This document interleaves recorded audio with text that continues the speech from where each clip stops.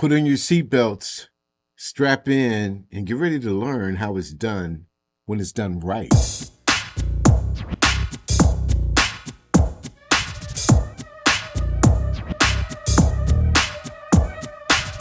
Peace and blessings to you. My name is Jerry B. I am the EntreMusician, and so are you. Welcome to another exciting episode of the EntreMusician. I'm telling you, we're about to have a conversation where you should be strapped in. I'm not talking about just the seatbelts. I'm talking about you need to have the holster on because you're going to learn the music business from one who has done it all and seen it all and is still traveling down the road. I was able to meet him through a conversation that we had with Bert Keefe. Bert, shout out to you. Thank you for bringing Wyatt to our conversation. But I want to introduce the rest of this community to this great friend who I'm calling my new best friend, whether he likes it or not. His name is Wyatt Easterling. And Wyatt, let me tell you something before I welcome you to the show. I'm going to say this. First of all, if you Google Wyatt Easterling, the first thing that comes up is songwriter. And I don't think that does you any justice. You've done it all. We're going to talk about it all. We're going to talk about some of the artists that you've worked with. If I name them now, we won't have time for the conversation. But gee, Mani, bro, thank you so much for joining us. How you doing, sir? I'm great. Thank you for having me this morning.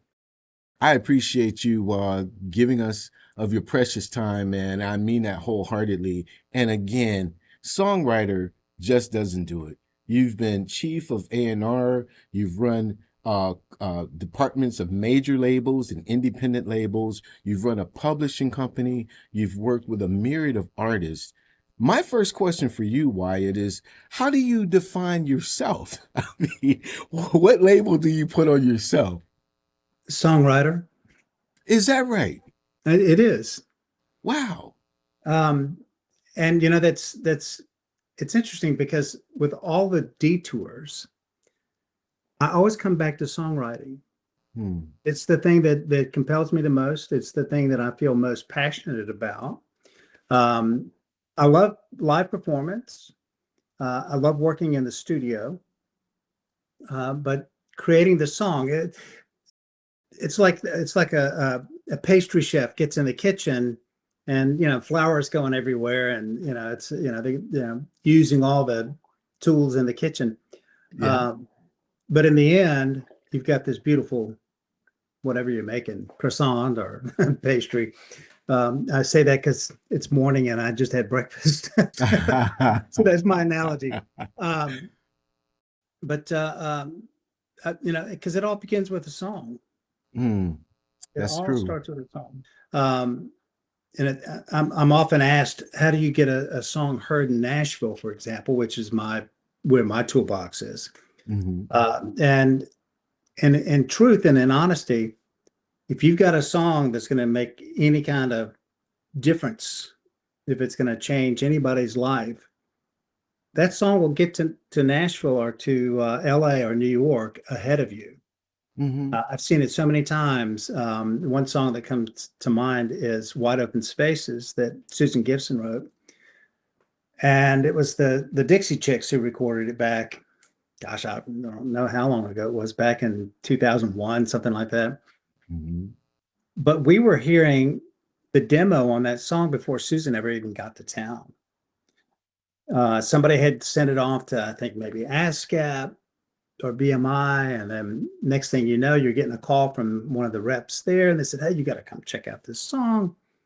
And it was one of those songs that fit the artist, the Dixie Chicks, perfectly, and it's a huge hit for them. Absolutely. But it's one of those situations where it was such a great song that it showed up ahead of the artist or the writer. But again, without a great song, True. you don't have a vehicle to go anywhere. So it starts with the song. Amazing. Now, was that the natural path for you in this industry? With you, did it start with a song, or were you a performer first? Or I had the good fortune of growing up at a time when singer-songwriters really ruled the day. I mean, you had Carole King, Jackson Browne, um, Neil Young, Crosby, Stills and Nash and Young, um, just James Taylor. Mm-hmm. And a fun fact, I live in Chapel Hill, North Carolina, where my father was with the University of North Carolina Medical School. Ah. And he was brought back to UNC. He went to med school here. He was brought back to UNC by a fellow named Ike Taylor, who had a whole bunch of kids, one of whom was James Taylor. So I'm right down the road from these guys, and I get to see him. I'm just a kid. I mean, when I say a kid, I was 7, 8, 9 years old. The Taylors would play at the medical school picnic every year, and I was just fascinated by it. And then, of course, James at 21 years old, I believe it was, just came out of the chute with Sweet Baby James and became this international star. But I was so enthralled with those guys. They were eccentric, so fascinating to watch. But I loved Dr. Taylor. Would come to my parents' house, my home, for these different medical school functions. He was the dean, and as kids, we loved it because we could corner him at some point during the night. It always drove my dad nuts. And coax him, and he always had a harmonica in his pocket. Mm-hmm. And so I could see where James and Liv and Hugh and Alex and all of them got their performing talents from, because he would pull that harmonica out and just entertain the whole room.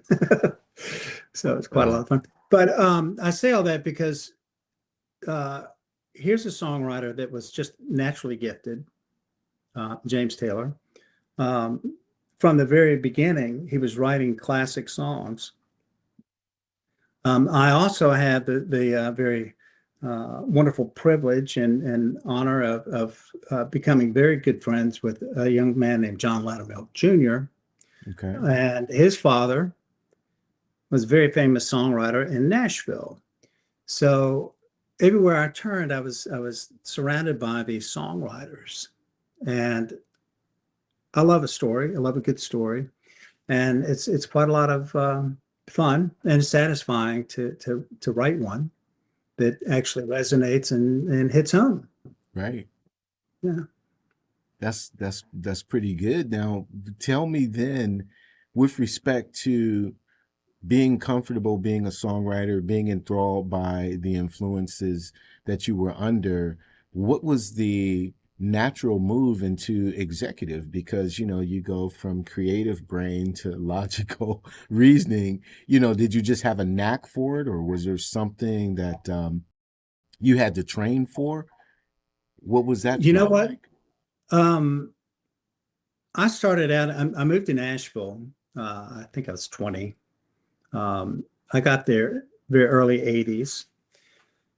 And at the time, when you got to Nashville, there were no obvious inroads. If you were born into the industry there, if your mother or father worked there, you might have some ends. Now, I did arrive there with John Loudermilk, the younger, and at the age of, I think we were 22 at the time. John's family, grandparents actually, had a good bit of money, and they decided, since he wasn't going to college, they would help him build a recording studio. And I went there and helped him build this studio. And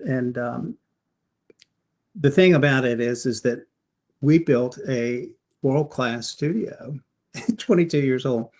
Our first client, after we finally got everything set up, all of the equipment, we had a Harrison console, we had a Studer A80, and back then I think that was about an $80,000 piece of equipment. Easily. A lot of money. Yeah. So we had all of the equipment, the real stuff, and John was brilliant at electronics and engineering. He had a knack for it. He taught himself, and so the day came when we needed to get somebody to come try it out. So we walked across 16th Avenue, which is Music Row, over to 17th Avenue, over to the RCA building, and went up to see Chet Atkins, who was a very close family friend. Wow. And we said, Chet, could you come and check out the studio? Because he was the head of A&R for RCA. I see. And so he said, well, boys, I'll try to get over there this afternoon. And sure enough, around 5 o'clock or so, we see Chet crossing 16th, headed towards the studio with his guitar in hand. And I thought to myself at the time, I thought, wow, this is easy. You know, come build a studio, and Chet Atkins comes and and so he came and he played, you know, 2 or 3 songs, and we played it back, and he said, well, thanks, guys. Beautiful room. And about a week later, we got a call from his assistant, who said that he would like to start sending some musicians over for a master's series that he had. I think it was, oh gosh, who was it? Oh, I'm forgetting now. Jerry Reed, who was an amazing guitar player. And so the next thing I know, we're up and running in the studio. So that was my first real job in Nashville when I got there, was I managed the studio. John ran the board. I did some second engineering, but that wasn't fascinating. I loved the whole process. Yeah. But the actual engineering and understanding the signal path. I knew what the signal paths were, but I didn't know how to adjust the gear and wasn't that interested in it. I was more interested in the production end. Gotcha. So I started, I had already done some production at a studio here in North Carolina, but I really started getting my feet wet there and enjoyed that aspect of it. Sure. And it certainly helps to know how the studio functions, you know, as far as the mechanics of it. And then I was an artist, and I was pitching myself around town. I had an attorney friend who was taking my demos to different companies, and CBS Records, which was actually right across the parking lot from our studio, showed some interest, and the head of the label there, a fellow named Rick Blackburn, wanted to sign me, and all the papers were drawn up, and I was thrilled. I wanted to be an artist. I was, you know, that was my goal, my whole dream, if you will, was to be an artist. I think it was about 10 days before we were going to sign the contracts. I get a call from my attorney, and he says, well, Sony has bought CBS, and they have cleaned house. Oh my! And so, and I'm sitting there listening to this, and my analogy was, I was stepping into the big leagues. I was like a baseball player. I was getting signed to the Yankees, you know. Exactly. And they kept Johnny Cash, Tammy Wynette. Who else did they keep? Waylon Jennings. And aside from those acts, everyone else was gone. Wow. And my deal never even got signed. So I was, you know, I was crestfallen. I thought, oh, geez. At the time, I was a carpenter. And, you know, I thought, this is not what I had in mind for my life. But I was making my rounds. I was playing at a little place that had opened up not too far in the past there, a place called the Bluebird Cafe. And so I was playing, you know, write-arounds and getting out and meeting other songwriters, which is what, you know, we did back then. You would go to these write-arounds, meet people that you thought worked well with your style of writing, and you built your clique, if you will. Yes. so I was doing that and trying to stay active there. I was still a bit crestfallen because I thought, wow. And I mean, it had taken me, I don't know, 3 years or 4 years to try to get that one deal. Um, then I got a call from Rick Blackburn, who had been the head of CBS. He said, Wyatt, I'm opening up a publishing company. I've got a non-compete. I can't work at a record label for a couple of years, but would love for you to entertain coming to write for us. And so I thought, well, yeah, I mean, I love to write. So that was my first official deal, if you will, in Nashville. Was as a staff writer for Venture Harbor Publishing. I see. And Yeah. and that was a big stepping stone for me because it got my songs in front of other labels. It's you just gotta it's like salmon, trying to go upstream back to the breeding grounds. It just takes a lot to get a song in front of somebody, and again, it's got to be a great song. But that gave me a real inside view of the publishing industry in Nashville. I was familiar with how it worked, but until you actually get in, it's like somebody who goes to law school. Right. They'll tell you, or medicine, medical school, they'll tell you that, they teach you all of these things in the classroom, but until you actually get down and practice, True. That's where you really, learn the craft. So I was writing, and at the time, Rick was busy, playing politics in town, working every angle to find the next best record deal because he was a record man. He didn't want to run a publishing company. That was a place mark, Exactly. But I thought, here's an opportunity. I wanted to make the most of it. And so I would do things like organize write-arounds for the company because nobody else was doing it. He didn't have a staff in there. He had one song plugger, and his partner was a fellow named Blake Mevis, who's a wonderful producer, great songwriter. He was producing George Strait, who is such an iconic act. So we had access to Blake, and Blake was such a great song guy. So we could take our songs in, and he would critique and tell us where we were missing what we needed to do to change it to make it a better song. And then lo and behold, Atlantic Records came along and tapped Rick to head up the label. And I was excited. I heard it on the street first, and so I was actually Rick would get me out on the tennis court. He was an amazing tennis player, and I couldn't beat him. I was younger than him. He had grown up with spinal bifida, so he had a really bad limp. He had one leg that was longer than the other, but he was like hitting against a brick wall.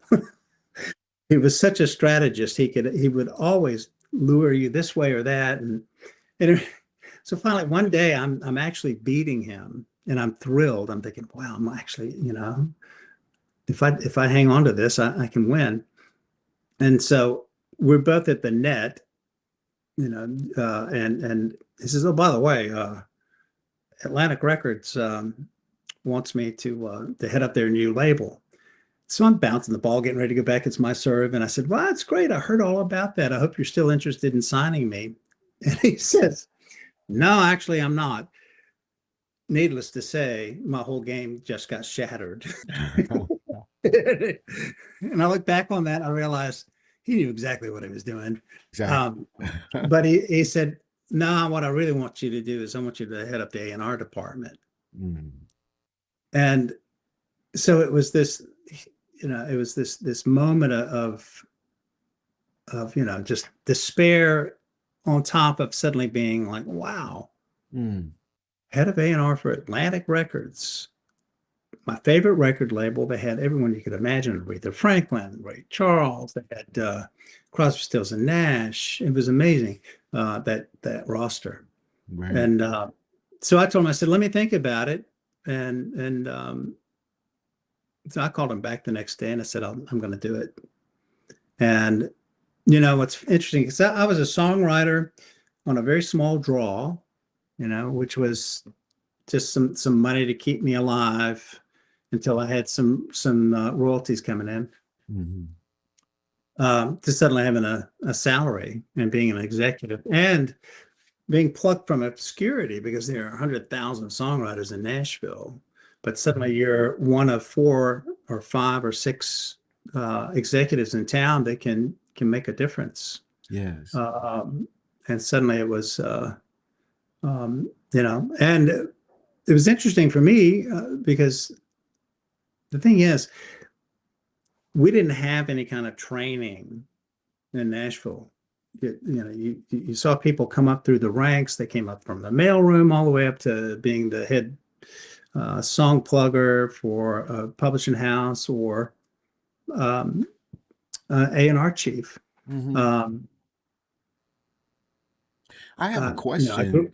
Sure, From that standpoint is, you used the word with Rick prior to the tennis match. You used the word politics, and from being plucked, as you said, from obscurity because you're one of 100,000 songwriters to an executive who can make a decision based on your instinct, I would imagine, because there's no proven training ground. Were there, I want to phrase it like, were there politics, or were there jealousy, or were there, like, who is this guy that he should be in the mailroom one week and then an executive the next week? And because he's on a tennis court with someone and now, he doesn't have any real royalties coming in from his songwriting. And now here he is in a place of being able to make all of these major decisions. Was that anything that you had to deal with? Oh, yeah. You understand the question. You understand the absolutely. dynamics. 1,000 different scenarios popped through my head as you were saying that. I was ill prepared for that because I've always been a bit of an idealist. I feel like the best artist, the best song, those should always be the criteria by which you make your decisions. And I learned that that's not always the case. But I was well equipped to determine what kind of artist would be able to succeed, or what artist I was considering, which artist. And as I was mentioning, there's no training for it, or there wasn't back at that time. Yeah. Now you can go to Vanderbilt, you can go to the University of North Carolina, and take a course and get a degree in songwriting. Belmont University is the first accredited school that I'm aware of that actually had a music program, which I attended for summer of 1978, I think it was, and it was just a general overview of how the industry worked in Nashville, and I was glad I took the course. Yeah.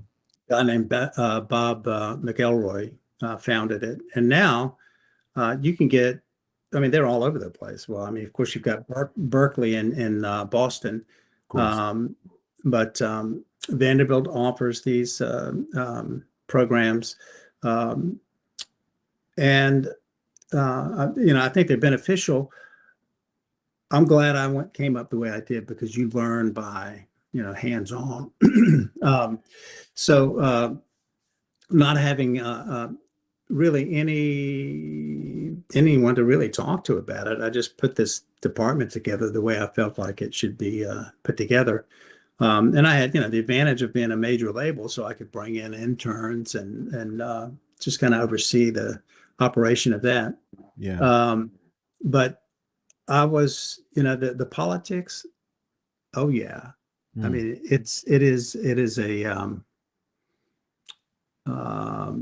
very treacherous place.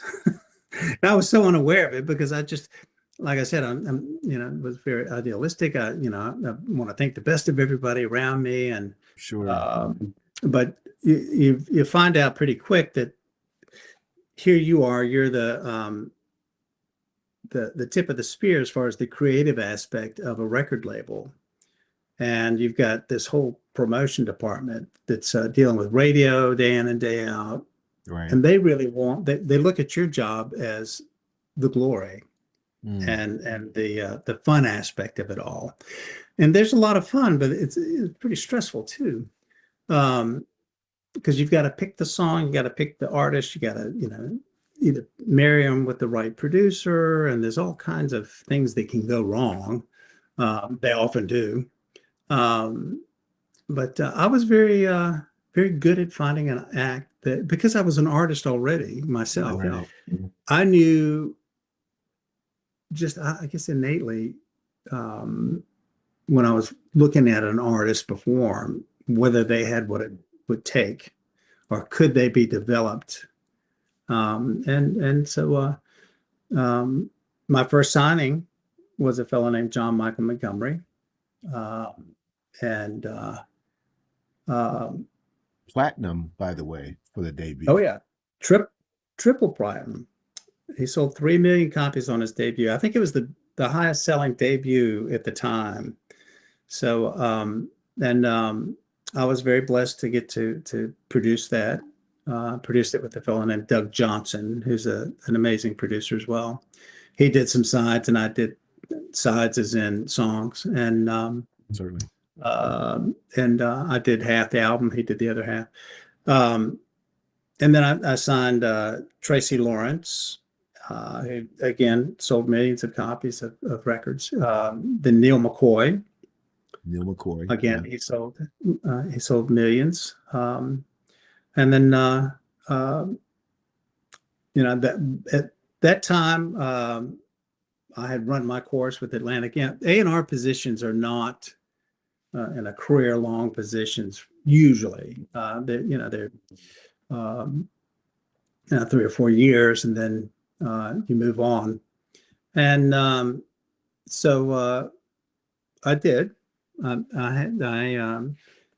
did what I thought I had set out to do with Atlantic, and I really wanted to get back into the performing aspect and pursue a recording deal. What I didn't think about when I was offered this position, I didn't really look down the road. I just thought, wow, this is a position that's offered once in a lifetime. It's not like, sure, you can apply for that job. So I took it, and suddenly I had a salary. And, when you go from being a songwriter on a draw to suddenly having a salary, it makes it really hard to go back to just being a songwriter on a draw. So, but I always what I loved doing was putting together opportunities. And I probably am better at helping promote other artists than I am myself. But I wanted to open up a publishing house. And as fate would have it, I got a call from this wonderful songwriter. Her name was Kai Fleming. I think she had 25 #1 songs as a songwriter. Hugely talented, but very nice lady. And she called me and said a friend of hers named Miles Copeland was interested in talking to me about opening up a publishing house in Nashville. And I thought, Miles Copeland, I know the name, but I didn't know much about him. Yeah. And so I said, well, yeah, that'd be lovely, And so she said, well, they'll get in touch with you, and they'd like you to fly out to LA and meet. And so I was actually at my fiance's family's house for Sunday supper, and was flying out the next week to meet with Miles. And my future brother-in-law, when Stacy, who was my fiance, said, well, yeah, Wyatt's going out to meet with Miles Copeland next week at IRS Records. he just about choked right there at the table. He was such a huge fan of that whole punk movement. Yeah. Yeah. And so he was incredulous, and he said, "You're going to go meet with him?" I said, "Yeah." I said, "Tell me about him, because I don't know that much about him." Well, Miles had helped develop the Police. Absolutely. His brother Stuart Copeland, the drummer, Definitely. he bankrolled their early recordings to pitch around. And then he, with the success of the Police, he had lots of influence and opened up IRS Records. IRS Records had huge influence in the punk era. But again, songs. Songs were such an important aspect to all of the success that he had. And he was still managing Sting. The Police had broken up. And I flew out. We met. I told him what I wanted to do as far as how I wanted to open up a company, a publishing house. I wanted to have the songwriters, and then I wanted to have bring in my production company. But to make all of it work, he would need to bring in his management company. His management company was called Firstars, and as I mentioned, he had Sting, and which at that time, Sting was probably the hottest artist in the Top of the world. world. Yeah, absolutely. Absolutely. He Dream was of the just Blue about Turtles. and he was just about to come out with 10 Sumner's Tales, which I think that was the album of the decade. I mean, it was huge. I think it sold over 10 million copies, something like that. So we met, and of all the folks he interviewed, he called me up and said he wanted to move forward. So I thought, good. I get to sign songwriters that I believe in, work with them, and I would have this relationship with this guy, Miles Copeland, out in LA, and we were partners. So that was the beginning of Bugle Publishing Group. Now I can tell you this fun little story. The day I got married was August 1st of 1992. And that was the day the company officially opened. Went on my honeymoon, came back, and the next week I was back at my desk. I had leased a single office from my father-in-law, who was in the music business. Huge, successful boutique publishing house, if you will. They had hit after hit after hit.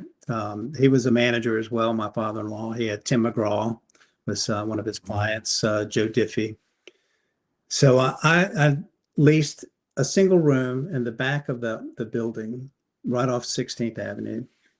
And I had a desk, a folding chair, a lamp, and a telephone. That was it. And so I'm sitting there. It's Monday. I've just gotten back from my honeymoon. And I look up, and there's Miles standing in my door at 9 o'clock in the morning. And I said, "Hey, what are you doing here?" And he says, "Well, I'm in town." He's kind of a gruff guy. He says, "I'm in town doing some business, and I thought I'd come see what's going on here."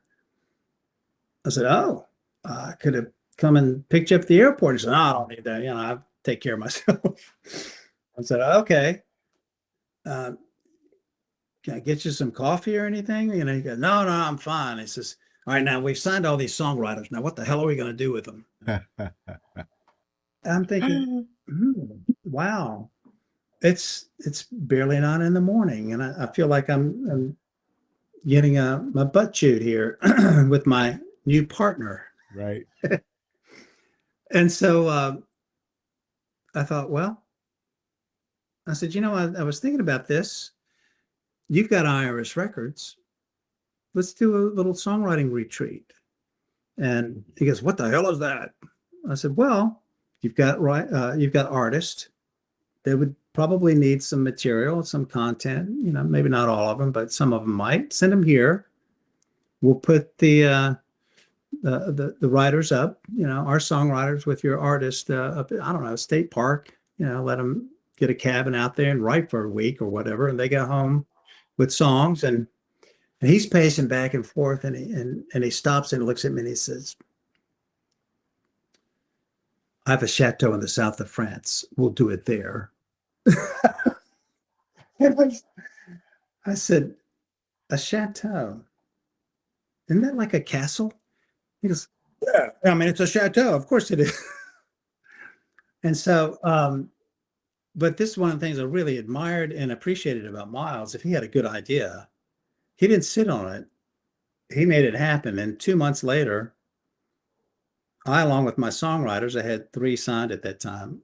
We were in the south of France at a chateau. He had brought in Brenda Russell, Glenn Tilbrook, and Chris Difford from Squeeze. I don't know if you remember those guys. That tempted by the fruit of another. Yes, sir. Huge songs like that.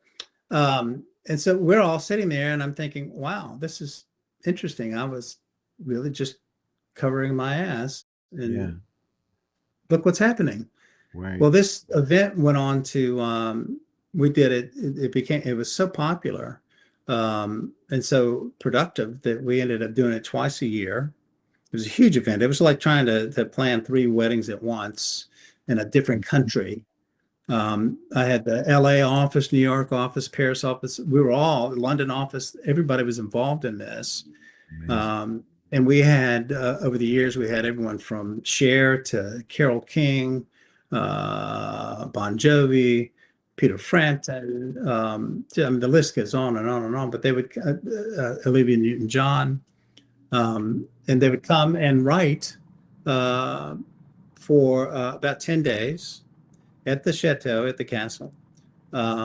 Beautiful castle. It was just such a fairy tale. It had the tower with the turret and the flag on the top, the pendant on the top. And Miles would bring his chefs down from London, and his cordon bleu trained chefs. And I thought, I like this lifestyle. Who would not? It's kind of like I'm not sure I wanted to live that way the whole time, but it's like having a good friend that has a lovely boat. You get to go enjoy the boat, but you don't have to deal with all the headaches. Absolutely. So, but it was wonderful. We did that for the next 11 years or so, and then before, I left the company now. I was, at that point, I had told Miles, I said, look, we've got the songwriters signed up. Now it's time to bring the management in. We really need to have this synergy, if you will. I hate the term, but to have publishing, production, and which the production aspect is the development of the artist. Because I was signing singer-songwriters, people that wanted to, and one that I brought to the table was Keith Urban, who has had a stellar, 25-year-long career. Absolutely. I was really blessed to find him, if you will, or be introduced to him. That what's funny is at the time he's from Australia, New Zealand, and so he's a foreigner trying to make his way in the country music world. And at that time, especially, this is back in the 90s, country radio was still just pretty straight ahead, country, all American. But I wasn't afraid of Keith because I'd worked with Neal McCoy, who's half Filipino. Yes. And so he had this ethnic uh, look, background that country radio wasn't terribly keen on, you know. But when I signed him to Atlantic Records, I thought it might be tough at radio, but he is such an amazing performer. We'll break him on the road, and that's what we did. Um, Radio pushed back a bit at the beginning, but these guys would go see his show. These guys, as in the radio programmers, and they'd fall in love with him. So I thought the same thing with Keith, and so which was a blessing because I didn't realize that that was playing such a big factor in his attempts to get a deal, was that because he was not an American-born artist. Sure. Now they don't care. You know, if they think you can sell records, which is the way it should be. Exactly. So, and then I brought another a fellow named Paul Thorne, who is still has this amazing Americana career.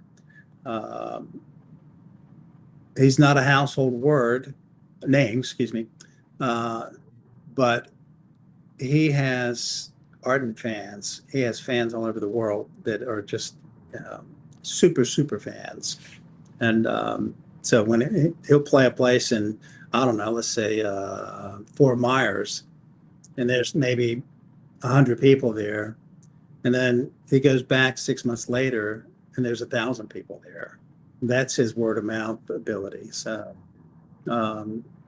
anyway, so I was always very lucky when it came to finding acts. You know, I didn't wait, you know, well, what if, you know, this, that, or the other. Right. I guess because I was naive. Nobody told me I couldn't do it. So I did it. It was just like opening up the record or the A&R division for Atlantic. Nobody told me I couldn't do it.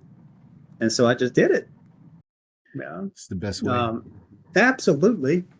You know, what is it? You can always ask for forgiveness later. Right. Don't ask for permission, just ask for forgiveness. Yeah, I can dig it.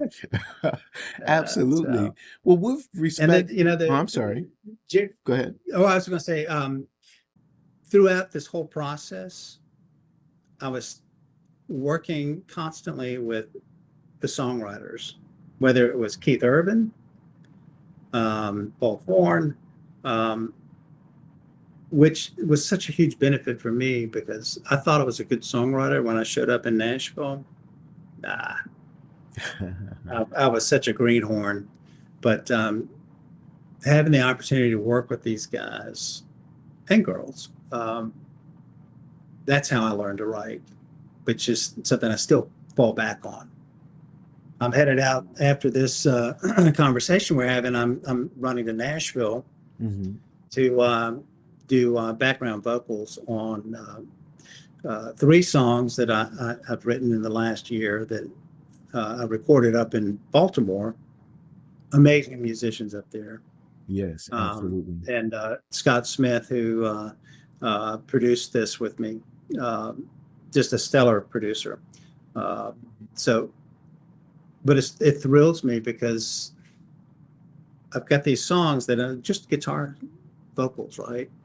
Then I go in the studio with these guys and we hash it out, and we, spend the day, playing it this way and that way until we get the right attitude on it.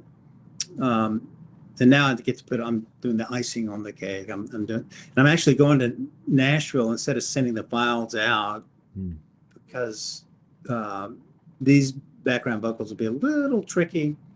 And there's a particular person that I want on it. So rather than, so that's why I'm, going out there personally. But anyway, I got off the track here, but it all comes back to the song. Certainly. For sure. It absolutely does. It's amazing because, first of all, we're going to have another conversation, okay? Because we're getting close to our time here, and I appreciate what you've allowed. for as you prepare to travel to Nashville. But the situation is, and first, before I ask you this question, let's give a shout out to Bert Keith, who made this possible. Bert, and blessings to you. I understand he's a songwriter that's a part of your retreat in its current form. Is that correct? Yes. You want to talk a little bit about what it looks like now? I mean, do you still have the Sure. chefs coming down from the south of France, or you still Well, have those chefs? that was when we started that, um, I didn't know of any other companies that was actually doing retreats like that. So from that event, so many of the artists that came there, the songwriters, have since, like Beth Nelson Chapman, who's this iconic songwriter out of Nashville. Um, she's got her fans are people like Elton John. She does her own songwriting retreat now. And I've watched this Greg Wells, the producer, he does songwriting camps. So it was fun to watch that. Yeah. And again, I love the fact that I was just trying to figure out what to say to this new partner, and this all welled up, and it's changed lives. One of the writers that went to that retreat, Gary Burr, became very good friends with Carole King and actually became her band leader and toured with her quite a bit. But back to mine, I was asked by my friend Scott Smith, who just produced these sides with me. He and his wife Jen, they have this wonderful duo, they are a wonderful duo called Naked Blue. Amazing songwriters and great singers, and their production is flawless. Wow. So they asked me if I would help them. They knew my background, if I would help them put together a songwriting retreat. And I said, I'd be honored to do that. And so we did. I told them at the time, I said, now we'll help you do this, but it will change your life, and it will change the life of the people that come, which it does every time. I love watching these relationships are forged in the process of this weekend. It's a 5-day event, actually. Come in on a Thursday, write all day Friday, Saturday, and Sunday, and then out on Monday.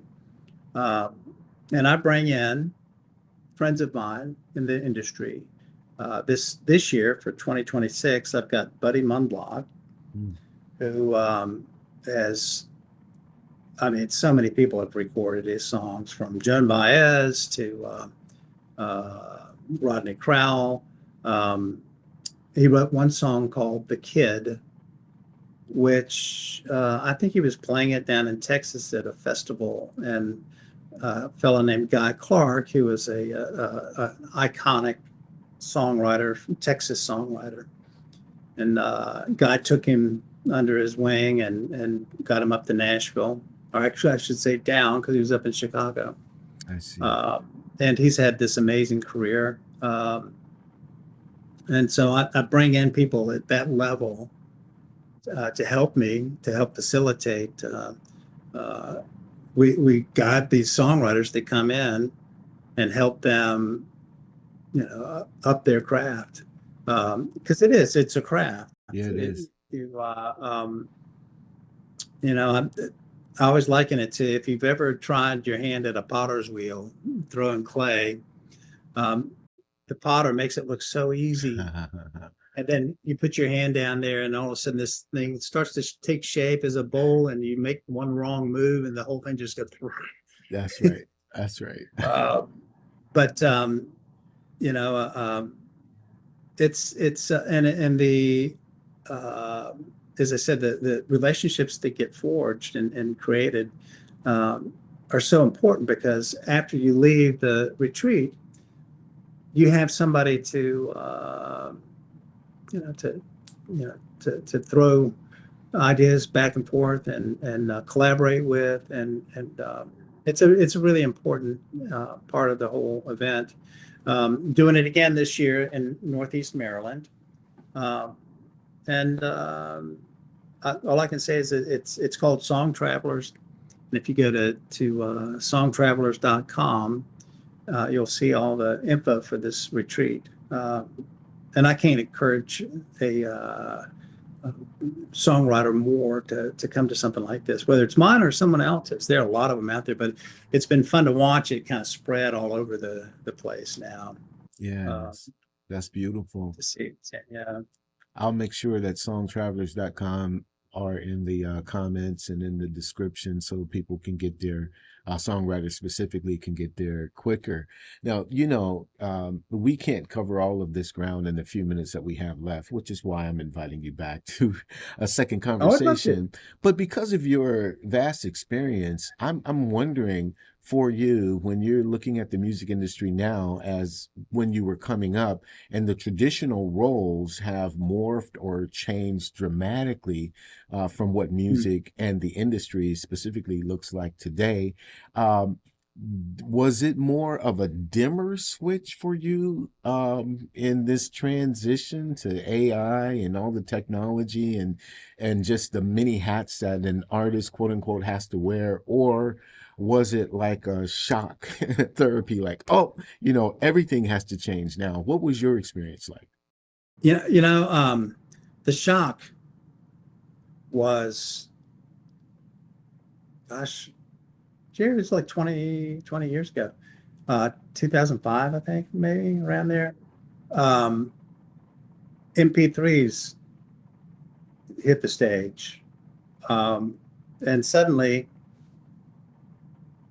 anybody with a computer could take a file and share it with other people. But, I guess more to the point, they could take the file without paying for it.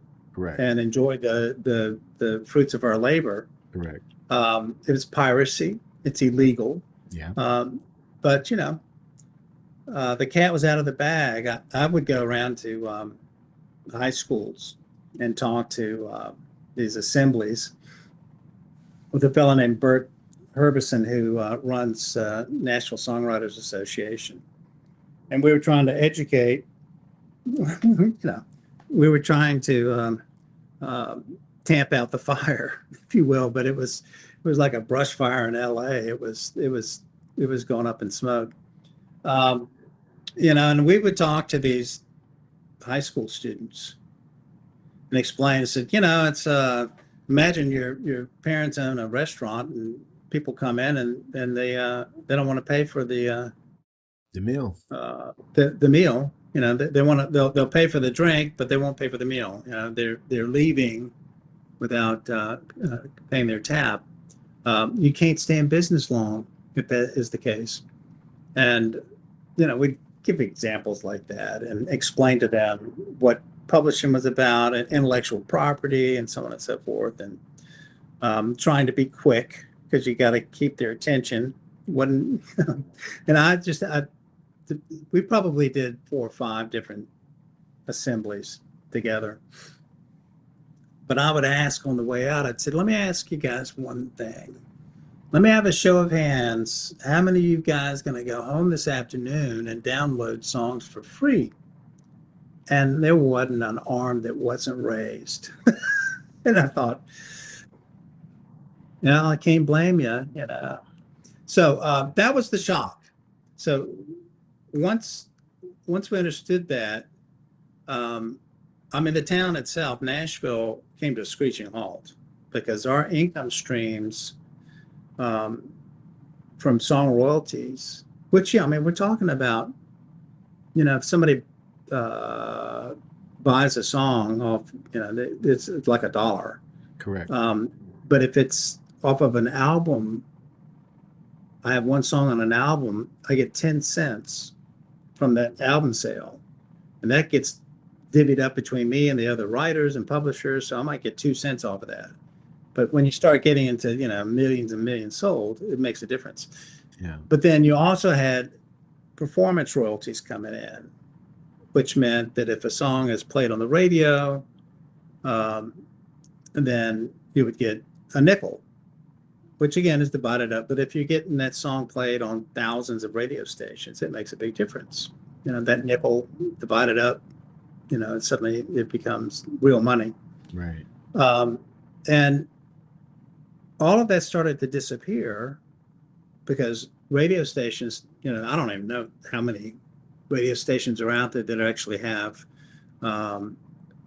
towers, that are broadcast to the masses. We call those, terrestrial stations because they actually have a stick in the ground or the tower. But all of the streaming, like Spotify, Amazon, they pay nothing.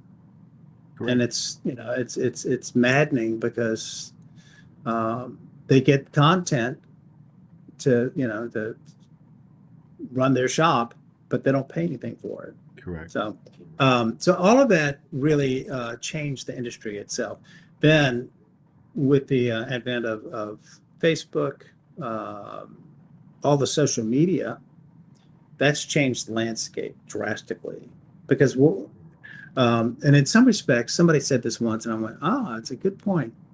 That though you still have record labels like RCA and Sony and Atlantic Records, and you also have Spotify. Mm-hmm. And now, historically, the record labels kind of dictated who would get airplay, who would get out in front of the public. Sure. But now Spotify makes that decision. That's right. It's a flip. So who's the record label? Is it Spotify or is it? Yeah.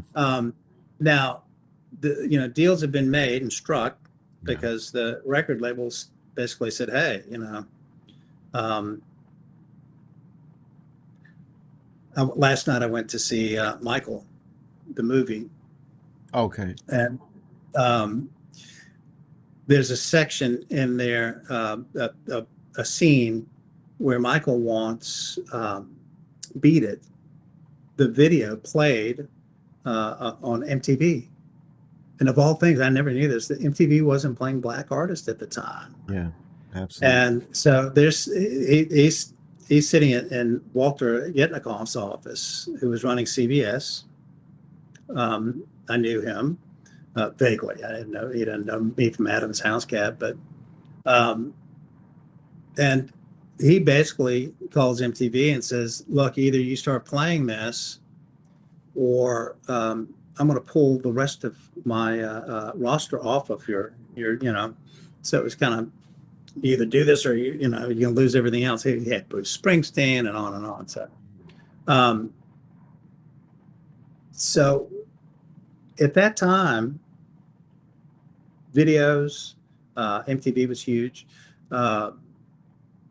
All of these marketing tools were there. So now, rather than having radio promotion and video promotion, you have social media managers, and publicists to a certain degree, because we don't have magazines anymore. We don't have the trades, which I hate. I would love it if they'd come back. Maybe they will.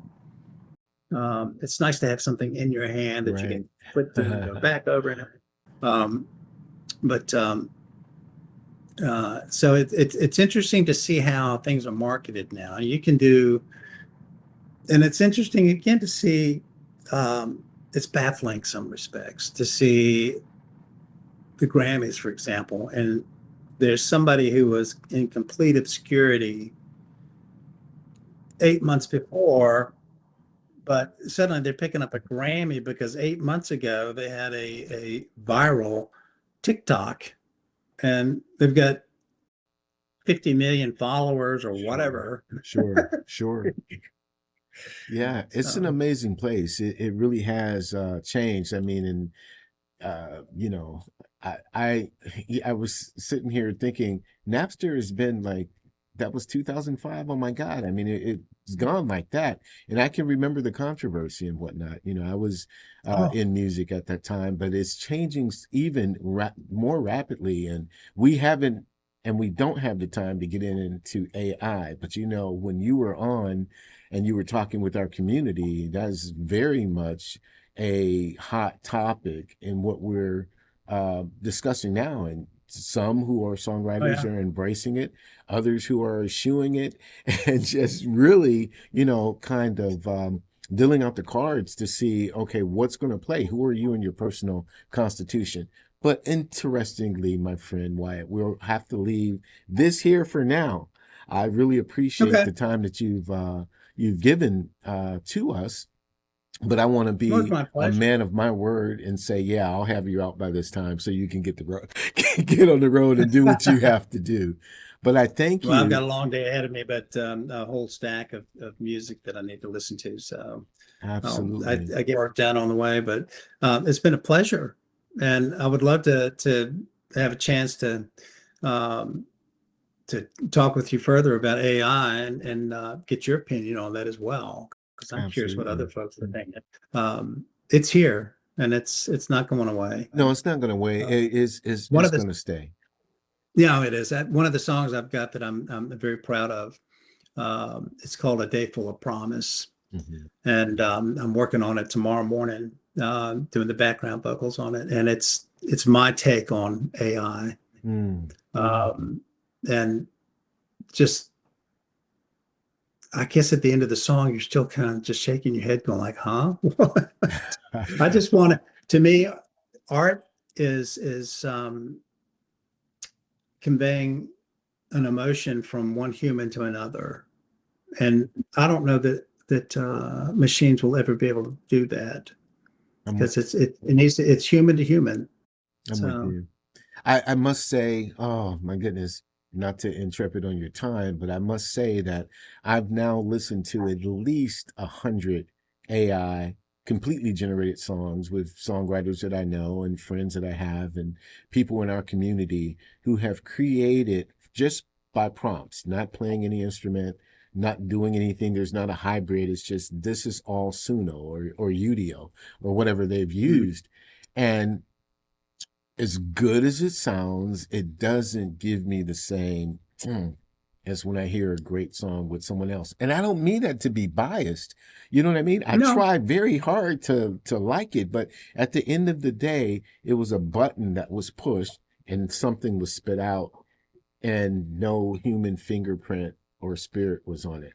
right, I don't exactly. want to offend Well, anybody by saying that, but that's just my gut. Like, ah, hey, if they're offended, it's because they're guilty. interesting. So, And but on that note, that's my friend, on that note right there, we'll pick up for part two. Is that cool? absolutely, absolutely. Well, thank you so much for your time. That's going to really do it for today. I'm not done. I got to tell you, I'm not done. I still have 15 questions sitting here for Wyatt, but I'm telling you, that's what a great conversation is all about. That's why I told you to strap in at the beginning of this episode. Wyatt Easterling, go to wyatt.easterling.com, songtravelers.com. I'm going to make sure that information is available to you in the description notes. And you can also put this down, join the EntreMusician, the EntreMusician.com. Come and join the community. We get to have great conversations with cool people like Wyatt. My name is Jerry B. I am the EntreMusician, and so are you. I'll look forward to seeing you next time. God bless.